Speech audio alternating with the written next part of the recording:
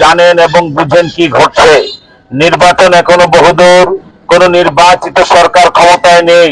তারপর আমরা দেখতে পাচ্ছি কাহিনী স্বার্থবাদী রাজনীতি যারা করেন তারা গতকালকেও মারামারি কাটাকাটি করেছেন। এই জাতি আর মারামারি কাটাকাটির রাজনীতি দেখতে চায় না। আমরা ইনশাল্লাহ ওয়াদা করতে পারি, যদি রাষ্ট্র ক্ষমতা ইসলামকে আমরা বিজয়ী করি, 10 দলীয় জোটকে যদি আমরা বিজয়ী করি, তাহলে কেবল দলে এবং গোত্রে গোত্রে কোনো মারামারি থাকবে না ইনশাআল্লাহ। এবং আমরা যে বিষয়টা অত্যন্ত দুঃখ এবং পরিতাপের সাথে দেখি, আমরা অনেক কথা বলবো কিন্তু সংক্ষিপ্ত আকারে আপনাদেরকে এখন বলবো। আমাদের এই মুক্তারপুর থেকে, মুন্সিগঞ্জ থেকে কখনো কখনো, প্রায় সময়, কখনো বলা যায় না, প্রায় সময় যে আমাদেরকে মতিঝিল যেতে, গুলিস্তান যেতে 3-4 ঘন্টা সময় ব্যয় হয়ে যায়।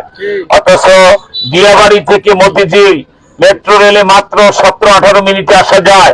ইনশাআল্লাহ 10 দলীয় জোট যদি বিজয়ী হয়, যদি ইসলামী হুকুমত দেশে কায়েম হয় এবং আপনারা যদি আমাদেরকে ভোটের মাধ্যমে সংসদে পাঠান, ইনশাআল্লাহ মতিঝিল থেকে মুক্তারপুরে 15 থেকে 20 মিনিটে আসা যাবে। সেই মেট্রো রেল আমরা আনতে বাধ্য করব, কারণ এটা আমাদের অধিকার। মতিঝিল থেকে আল্লাহর ফজলে যদি মুক্তারপুর পর্যন্ত মেট্রো রেল হয়, 15-20 মিনিটে আমাদের মুন্সিগঞ্জের মানুষ ঢাকা, গুলিস্তানে, মতিঝিলে পৌঁছতে পারবে ইনশাআল্লাহ। এবং গতকালকেও গজারিয়ায় আমরা পথসভায় এবং গণসংযোগে বলে এসেছি যে গজারিয়া এবং মুন্সিগঞ্জের সাথে যে মেঘনা নদী আমাদেরকে ডিভাইডেড করে রেখেছে, আলাদা করে রেখেছে, ইনশাআল্লাহ এই নদীর উপরে আমরা কেবল ব্রিজ নির্মাণ করে গজারিয়ার মুন্সিগঞ্জকে আমরা ইনশাআল্লাহ একীভূত করে ফেলবো ইনশাআল্লাহ। এরপর আমাদের মুন্সিগঞ্জের সম্ভাবনাময় যে পদ্মার পার, পদ্মা সেতু থেকে বাংলা বাজার পর্যন্ত 300 ফিট রাস্তা করে আমরা যদি আন্তর্জাতিক মানের সকল প্রতিষ্ঠান তার পারে নিয়ে আসি, অল্প দিনের ভিতরে মুন্সিগঞ্জ সিঙ্গাপুরের রূপ লাভ করবে।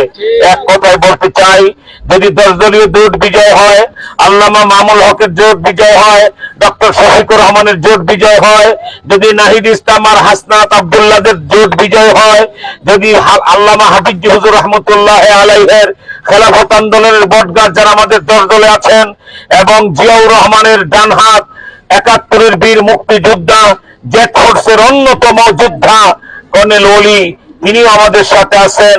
অতএব সকল যোদ্ধারা, সকল লড়াকুড়া, এই হালে যে বিদায় হলো 36 জুলাই, জুলাই যোদ্ধা মানেই হলো এনসিপি, এনসিপি মানেই হলো জুলাই যোদ্ধা, ঠিক কিনা বলে? সবেমাত্র যারা যুদ্ধ করে আমাদের এই জাতিকে মুক্তি দিয়েছেন ফেসিবাদ থেকে, তারা আমাদের সাথে। 71-এর বীর মুক্তিযোদ্ধা জিয়াউর রহমানের সহযোদ্ধা কর্নেল ওলি আমাদের সাথে, এবং ইসলামের লড়াকু মহানায়ক, গোটা পৃথিবীর অন্যতম এখন পোস্টার বয় আল্লামা মামুল হক এই জোটের অন্যতম নেতা। ইনশাআল্লাহ মানুষ যদি ভুল না করেন এবং এই জোটকে যদি জয়যুক্ত করেন, এবং জয়যুক্ত হবে তার আলামত আমাদের সামনে স্পষ্ট। এই জোটের ছাত্র সংগঠন, ছাত্র শিবির সারা বাংলাদেশের শিক্ষা প্রতিষ্ঠানে জয়যুক্ত হয়েছে, ঠিক কিনা বলে? অবশ্যই আগামী 12 ফেব্রুয়ারি নির্বাচনে তার প্রভাব পড়বেই এবং আমরা জয়যুক্ত হবে ইনশাআল্লাহ।